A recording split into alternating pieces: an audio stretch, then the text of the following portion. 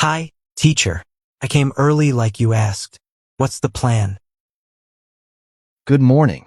Thanks for coming. I wanted to have a bit of extra time to discuss your English learning progress.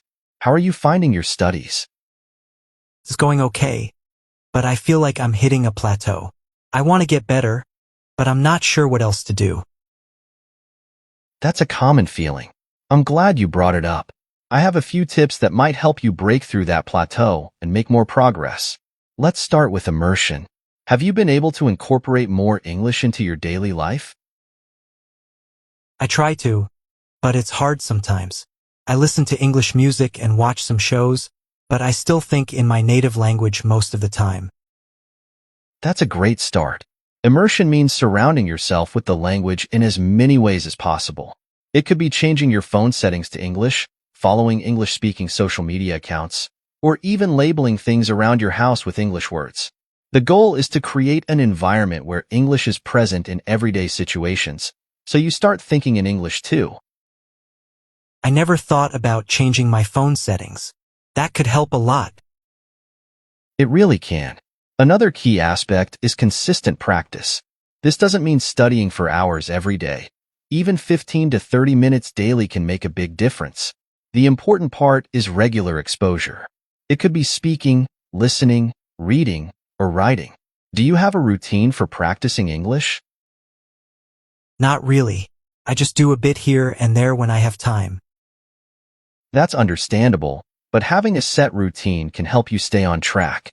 Maybe set a specific time each day dedicated to practicing English. It could be in the morning, during lunch, or before bed. Find what works best for you and stick to it.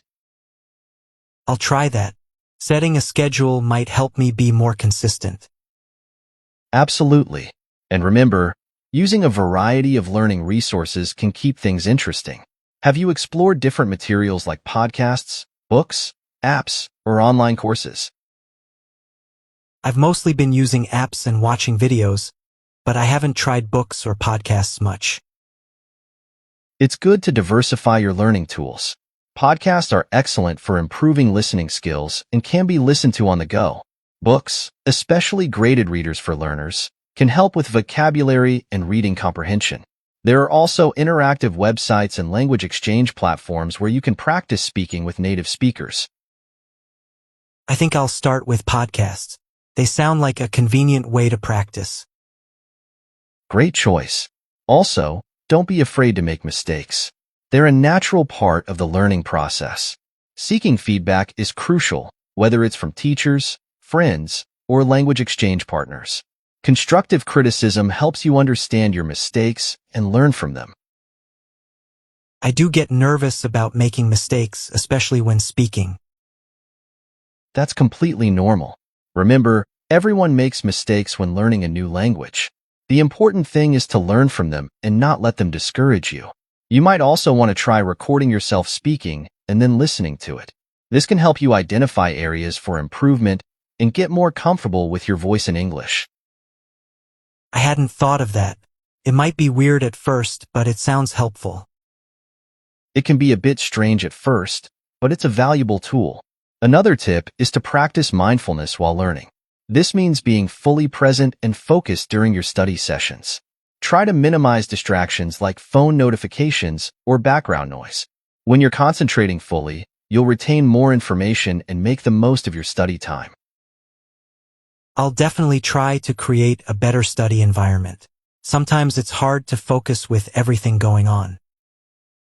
It can be challenging, but creating a dedicated study space can help. And speaking of making learning enjoyable, have you tried language learning games? Not really. I didn't know there were games for learning languages. There are plenty. Games can make learning fun and less like a chore. They often involve interactive activities that reinforce vocabulary and grammar. You can find games in apps, websites, or even traditional board games adapted for language learning. That sounds like a fun way to learn. I'll look into it. It's a great way to mix things up. Also, setting specific language learning challenges can keep you motivated. For example, challenge yourself to learn 10 new words a day, have a full conversation in English once a week, or watch a movie without subtitles. Challenges can push you out of your comfort zone and accelerate your learning.